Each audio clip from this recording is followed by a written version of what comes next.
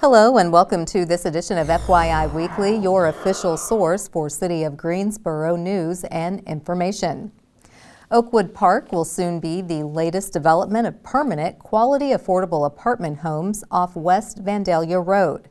These are designed for homeless individuals currently living in temporary housing or shelters. The Greensboro City Council awarded nearly $2 million in home ARP funds to Affordable Housing Management Incorporated, or AHM. Construction will begin early this summer with completion expected in 12 months. Oakwood Park will consist of 16 1-, 2-, and 3-bedroom apartment homes. Rental rates for all units are designed for households at or below 30% and 50% of area median income. AHM is partnering with Greensboro Urban Ministry for applicant referrals and case management. The land is one of 3 parcels at this location being developed by the company. This will be an Energy Star certified development providing lower utility costs and below market rents with close proximity to recreation, shopping, restaurants, and employment centers. These apartment homes are another example of the city's ongoing efforts to provide permanent supportive housing for our homeless neighbors while increasing Greensboro's affordable rental housing stock. In other housing developments, the Greensboro Housing Loan Fund is officially open for business. This money derives from a public-private partnership which supports attainable housing. The targeted $32.5 million loan program has $21 million available so far. This is aimed at for-profit and nonprofit developers of local multifamily houses. The program's goal is to increase the inventory of attainable housing in Greensboro through new development and the repair or rehabilitation of the existing housing stock.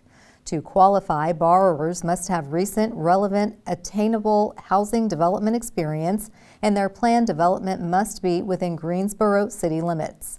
The loan may be used to acquire or refinance and, if needed, rehabilitate existing attainable housing. This is not a home loan or rental subsidy program. The money will be administered by 2 community development financial institutions. Both the city and the Community Foundation have partnered with several regional banks and corporations to support the fund. The Community Foundation continues to secure support through private donations. If you are interested in investing in the fund, please contact the Community Foundation of Greater Greensboro at 336-379-9100. Residents, business owners, visitors, and other downtown stakeholders are invited to review and submit comments on a proposed downtown parking plan. You can review and share comments on the plan by March 15th. It's available on the city's website. A printed copy will also be available at the Central Library. Consultant Kimley Horn studied existing parking conditions downtown, researched industry best practices, and surveyed nearly 1,000 stakeholders to develop proposed changes to Greensboro's parking system. The goal of the plan is to make parking in downtown equitable, effective, easy to navigate, and sustainable for the future. Studies show the city's parking policies are outdated. Although there is an abundance of parking downtown, it is not equitably distributed. The consultants also pointed to a lack of investment in the parking system and concerns related to perceptions of safety. A few recommendations include offsetting displaced parking in the south end of Elm Street, expanding parking enforcement hours to include Saturdays and after hours until 8 p.m., and transition to pay stations instead of parking meters. The plan would be implemented over 5 years. This must be formally approved by City Council before any changes take place. Cone Health has partnered with the city to share a series of brief and informative videos designed to inspire you to make better choices when it comes to healthy living. Following these tips is an easy way to help each of us improve our quality of life. Let's take a moment to check out today's news for your health. 70% of Americans are overweight, and the majority of them have health issues that would improve with weight loss. So how do you know if your weight is affecting your health? The easiest way is to calculate out your BMI, or your body mass index. You can do that by going online and entering in your height and your weight. It will give you a number. If that number is 30 or greater, it is likely that your weight is affecting your health. When your BMI is greater than 30, it puts you at much higher risk of things like high blood pressure, high cholesterol, heart disease, stroke, kidney disease, arthritis, cancer, and diabetes. In fact, if your BMI is 30 or greater, you have a greater than 300% chance of becoming diabetic. If your BMI is 40, that increased risk goes up to 500%. So if you want to lose weight, the most important thing to start with is to calculate out your resting metabolic rate. That's what most people consider their metabolism, and it tells us how many calories you need to keep your weight the same with a low level of activity. The best way to do that is to take your weight and multiply by 9 if you're a woman and 11 if you're a man. Now that we've calculated out your resting metabolic rate, it's time to figure out how many calories you need in order to lose weight. If you cut 500 calories per day from your resting metabolic rate, you lose approximately 1 pound of fat per week. If you think 1 pound a week isn't significant, you should know that a pound of fat is about the size of a small grapefruit. So losing a grapefruit of fat every week isn't too shabby. Exercising while losing weight is important in order to prevent your metabolism from falling while you're losing weight. Studies show that just 10 minutes a day of exercise 5 times a week is enough to cause health benefits. If you increase that exercise to 30 minutes 5 times a week, you maximize those benefits and you find it much easier in order to keep your weight off. Studies also show that if you exercise more than 30 minutes 5 times a week, you can increase your hunger. That increase in hunger tends to make you eat more calories than you just burned, which defeats the point of exercise for weight loss. Thank you for joining me. Hopefully these tips will help put you on a path for a healthier future. For more information, go to conehealth.com/wellness. I'm Dr. Karen Beasley. A popular downtown fixture is in its final leg of construction, and if you're looking for an outdoor activity that requires you to be a team player, we have a suggestion. We'll have those stories and more news coming up after the break. Stay with us.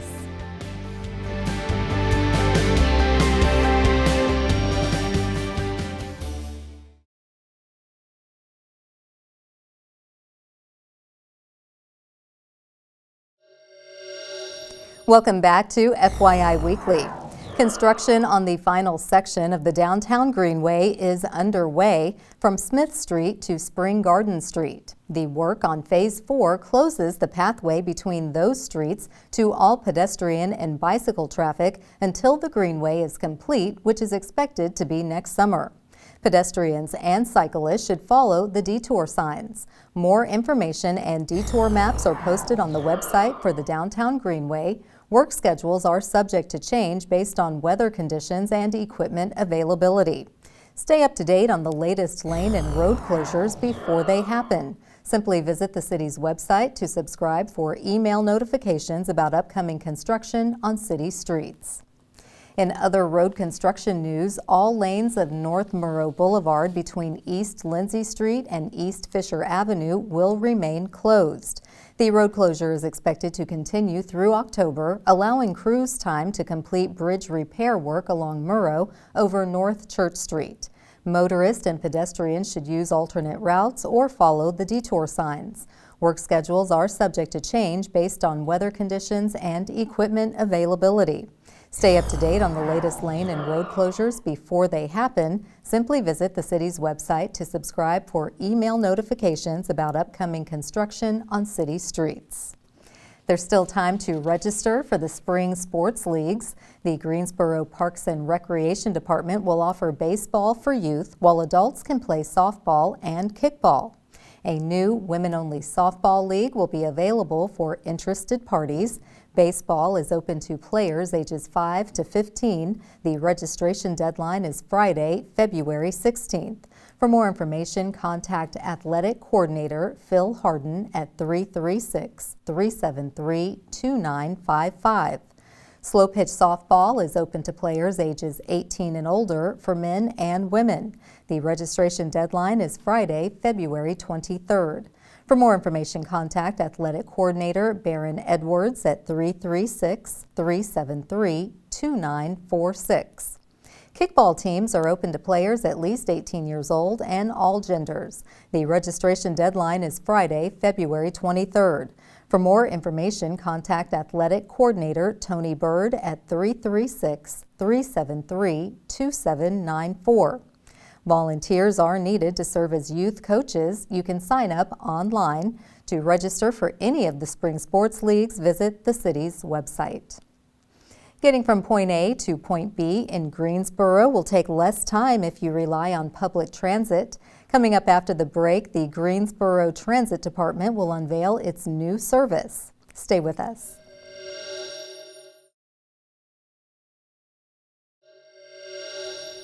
Welcome back to FYI Weekly.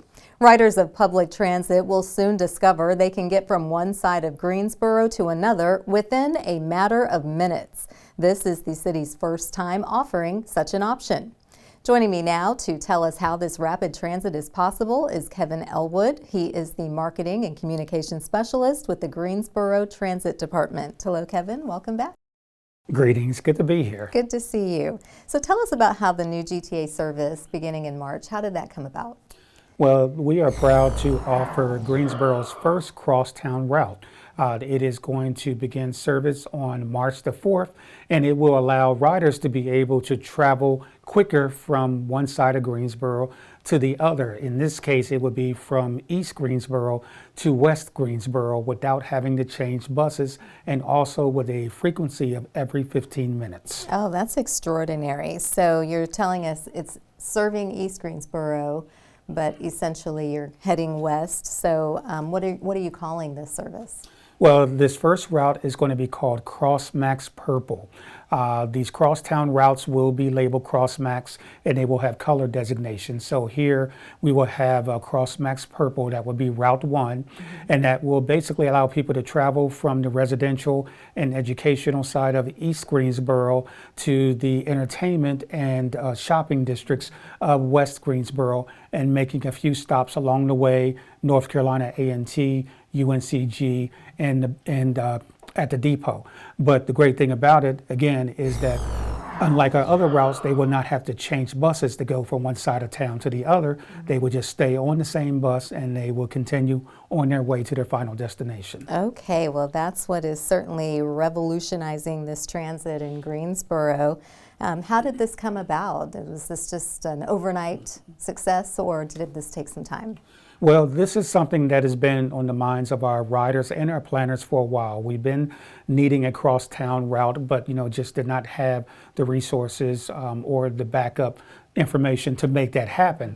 But with our current Go Borough long-range transit plan, this was identified as one of the priority routes that they would like to put into place. So even though now we're working on finalizing the Go Borough plan to go back out for public comment, this was one portion of that plan that we decided is good to go ahead and implement so that our riders and potential riders can take advantage of as soon as possible. Nice. And it's always nice when we get public input, and the public's been asking for this for quite some time, and now it's coming to reality in March. So where can riders get more information about CrossMax Purple? Sure. For more information on CrossMax, simply visit our website at ridegta.com. Of course, as always, follow us on our social media on X, Facebook, and Instagram, as we'll be sending out additional information on the launch as well. Okay. Now, do you consider this a pilot, or will this expand at some point based on just this first set of services? No, it's not considered a pilot. This is actually a full-term service that we're going to be offering, and it's going to be hopefully the one of many. We are already starting to take a look at another crosstown route, which will probably be labeled CrossMax Orange. So yes, it is something that we're going full steam ahead with, because we recognize the benefits that our riders will have in order to access employment, education, healthcare, all the places they need to go. Fantastic. Well, thank you, Kevin, for stopping by to give us a preview of CrossMax Purple. We're excited about this cross-route connector concept, and we want you to come back and let us know the reaction of the riders. We will do. Thank you. Stay tuned for some interesting and useful information about Greensboro as we tell you something about the city. That's coming up after the break. Stay with us.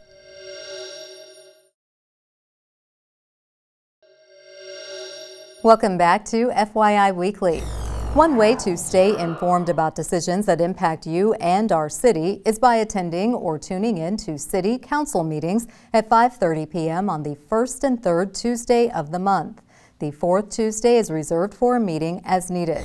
The City Council has resumed meeting in the Katie Dorsett Council Chamber on Level 2 of the Melvin Municipal Office Building located at 300 West Washington Street. The public is allowed in person, but only in a limited capacity. Those who choose not to be in the building can participate virtually. The Greensboro City Council meetings are broadcast right here on GTN. The meetings are also streamed live on the city's website and on Roku. To review the council meeting schedule and agendas, please visit the city's website. Here's an opportunity to learn a little something about the city. The Greensboro History Museum is the recipient of a $25,000 grant from the prestigious National Endowment for the Humanities. The grant will fund the museum's Voices of a City inclusion project beyond the current O. Henry exhibit. The museum will expand its current core history exhibition to include several historically significant residents who have made a national impact in the arts and mathematics.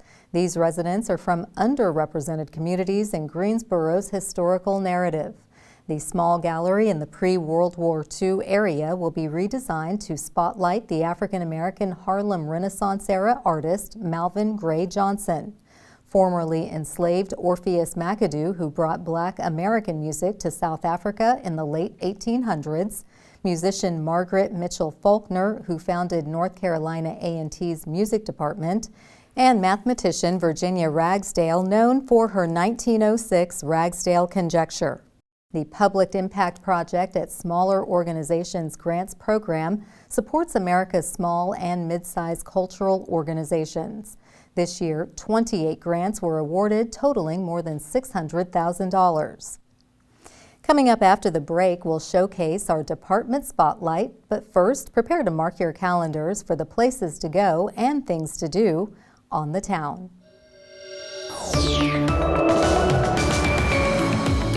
I'm Dave, and here are some special events happening this week on the town. Major General Charles Bolden Jr. discusses the past, present, and future of human space exploration on February 8th in the Tanger Center. The latest speaker in Guilford College's Bryant series, Bolden was the first African-American and second former astronaut to serve as NASA administrator. Learn more and buy tickets online at tangercenter.com. Country music sensation Warren Zeiders plays at Piedmont Hall on February 8th. Zeiders got his start as a college student posting captivating cover tunes on TikTok. An original hit called Ride the Lightning collected 500 million views and led to a deal from Warner Records. Visit the Coliseum box office or GreensboroColiseum.com for ticket information. The Greensboro Farmers Curb Market celebrates its sesquicentennial anniversary in 2024 and kicks off a year-long celebration on February 10th. Stop by the 150-year-old market, where you can get a commemorative calendar in addition to seasonal produce and other foodstuffs. There's also a display featuring the history and stories of the North Carolina Black farming experience. Jefferson Starship, one of the 70s and 80s most successful rock bands, performs their top hits with the Greensboro Symphony February 10th at the Tanger Center. While David Freeberg is the lone original member still in the group, the band continues to tour and give robust live performances around the world. Buy tickets at the Tanger box office and online at tangercenter.com. On Monday nights in February, the McGirt Horton Branch Library hosts a program titled From George Horton to James Baldwin, reintroducing stories to our national narratives. The series discusses less covered topics in American history by engaging with primary sources. On February 12th, the series looks at Claudette Colvin's impact on the U.S. Civil Rights Movement. Learn more about this free event online at greensborolibrary.org. Stay tuned to FYI Weekly for more happenings on the town.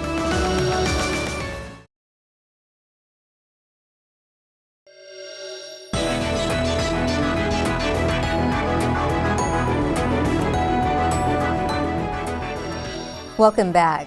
The City of Greensboro has more than 20 departments and several divisions committed to serving you, our residents and visitors. Let's go behind the scenes in our department spotlight. The 2023 Year in Review for Greensboro's Economic Development Office is now available online.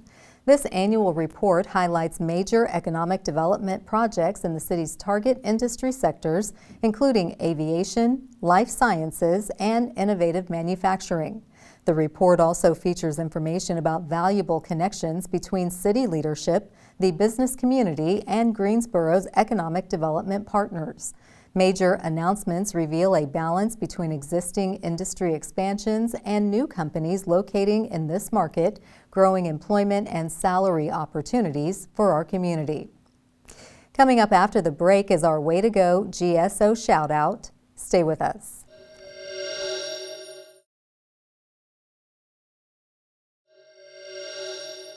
As we draw to a close, we always want to end on a positive note with our Way to Go GSO Shoutout. This week's shoutout goes to the volunteers across the city. Greensboro Beautiful is calling on all residents interested in volunteering for the annual Winter Wipeout Litter Cleanup. This effort is taking place throughout the month of February. Sign up on the Greensboro Beautiful website. Volunteers can pick up free cleaning supplies at the Kathleen Clay Edwards Library on Price Park Drive. Winter is an ideal time for litter cleanup as the lack of foliage makes the debris easier to see. Residents can pick up a litter hotspot from Greensboro Beautiful's online map or choose a location in their own neighborhood. The litter collection can be completed anytime this month. That concludes this edition of FYI Weekly, but you can easily stay connected to the latest city news by linking to us on Facebook, Twitter, YouTube, and Instagram. Alexa users can subscribe to our 5-minute flash briefings, which airs on 90.1 FM, 100.7 FM, and 90.5 FM. Be sure to download both weekly podcasts, Talk City Greensboro and Connect GSO, plus GTN is streaming on Roku. For all of us here at the City of Greensboro, thanks for watching, and we'll see you next time.